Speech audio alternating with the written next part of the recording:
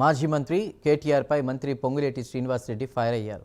గత ఎన్నికల్లో ఉమ్మడి ఖమ్మం జిల్లా నుండి ఏ ఒక్క అభ్యర్థిని అసెంబ్లీ గేటు దాటనివ్వమని సవాల్ చేశానని, అలాగే ఈసారి ఎన్నికల్లో కూడా రాష్ట్రం నుంచి ఎవరిని అసెంబ్లీ గేటు దాటనివ్వనని పొంగులేటి ఘాటు వ్యాఖ్యలు చేశారు. దోచుకున్న ఆస్తులతో విదేశాలకు వెళ్లి స్థిరపడితే బాగుంటుందని ఆయన హెచ్చరించారు.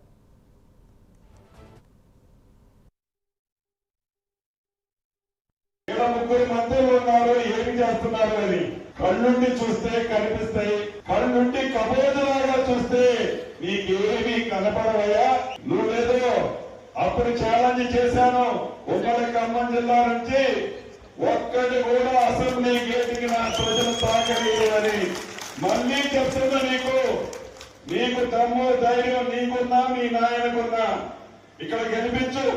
ఇక్కడే కాదు, రాష్ట్రంలో గెలిపించు.